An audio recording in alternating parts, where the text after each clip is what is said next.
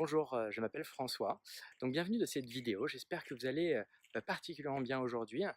Cette vidéo, je vais vous parler aujourd'hui de la peur et comment surmonter ces peurs. C'est quelque chose auquel on est tous confrontés.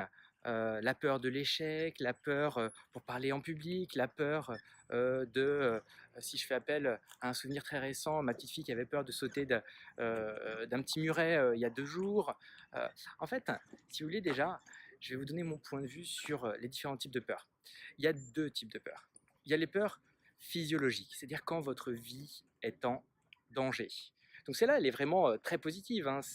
Vous êtes sur un balcon, le garde-corps est très bas. Bon, voilà, vous pouvez avoir peur et ça vous met en garde. Maintenant, la plupart des peurs, ce sont des peurs qui sont liées à l'imagination. En fait, on imagine le pire des scénarios. On imagine avec pessimisme le pire des scénarios. Je vais prendre l'exemple, on a un entretien pour un job, on va imaginer euh, qu'on va se planter. On doit prospecter au téléphone et appeler quelqu'un d'un haut niveau. Ça m'est arrivé il n'y a pas plus tard qu'il y a quelques temps. Je devais appeler le directeur d'une grosse boîte. J'avais réussi à avoir son numéro de portable. Et évidemment, on fait tout de ces cas-là pour reporter l'appel, ou on va envoyer un mail tout simplement, mais ça reste une excuse. Voilà. Donc c'est normal d'avoir peur. Maintenant, au fond, l'enjeu, c'est quoi? D'accord? C'est que votre vie n'est pas en danger. Qu'est-ce qui va se passer dans le pire des scénarios? Qu'est-ce qui va se passer dans le pire des scénarios si vous vous plantez? Posez-vous cette question-là. Votre vie n'est pas en jeu, vous allez survivre. Voilà. Donc ça, c'est vraiment une des solutions pour surmonter ces peurs, c'est imaginer le pire des scénarios. Maintenant, ce que je vais vous conseiller aussi, c'est d'imaginer le scénario, le meilleur des scénarios.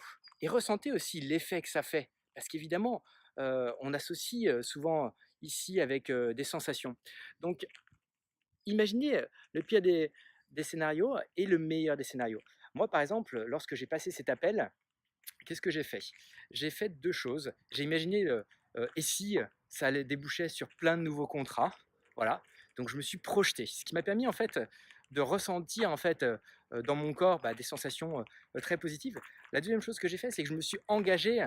J'ai envoyé un message à un de mes meilleurs amis en lui disant: «Bon, là je dois appeler, cette personne dans le quart d'heure». Voilà. En fait, c'est ce qui m'a mis la pression aussi et l'obligation, vis-à-vis de lui, c'était comme un engagement. Mais donc, ce que je dis souvent, c'est que après la peur, et c'est ça, je le répète, mais tous les jours à ma fille, après la peur, il y a toujours le bonheur. En fait, prenons le cas euh, d'une situation, moi je me rappelle le premier baiser, le tout premier baiser dans ma vie. Qu'est-ce que je stressais? Et finalement, comment on se sent après? Voilà. Comment on se sent quand on a fait un marathon, qu'on a morflé, c'était douloureux, mais la sensation quand on l'a accompli, ce marathon. Comment on se sent quand on a fait quelque chose qui était particulièrement dur, qui sortait de notre zone de confort, mais qui nous permet d'avancer vers nos objectifs. Comment on se sent? Voilà, on se sent bien. Si vous ne faites rien de votre vie, si vous n'affrontez pas vos peurs, vous n'avancerez pas. Le seul moyen d'avancer dans sa vie, c'est de surmonter ses peurs. C'est Churchill qui a dit qu'il fallait faire chaque jour une chose qui nous faisait peur. Regardez aussi des exemples de situations ou de choses qui vous faisaient peur quand vous étiez enfant ou plus jeune et que maintenant qui ne vous font plus du tout peur.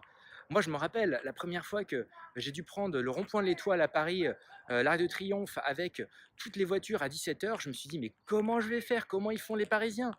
Bon, voilà. Et maintenant, sans problème, il y a des choses, parler en public.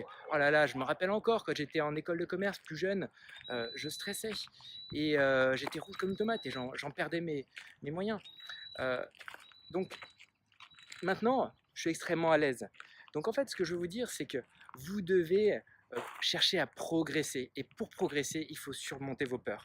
Donc rappelez-vous, pour surmonter ces peurs, dites-vous bien quel est le pire des scénarios, quel est le meilleur des scénarios, comment vous vous sentirez si vous affrontez votre peur, quelles sont les conséquences positives dans votre vie, et qu'est-ce que ça améliorera, voilà, quelles sont les conséquences négatives si vous ne le faites pas. Voilà. Et pour finir, en fait, je me rappelle ma fille, donc à ce petit muret, donc où elle a fini par sauter. Évidemment, je me suis montré extrêmement rassurant en lui disant, ben voilà, je suis là. et elle a fini par le faire. Et qu'est-ce qui s'est passé? Eh bien, elle le refait toute seule maintenant avec joie. Je vous remercie pour cette vidéo et je vous dis à bientôt.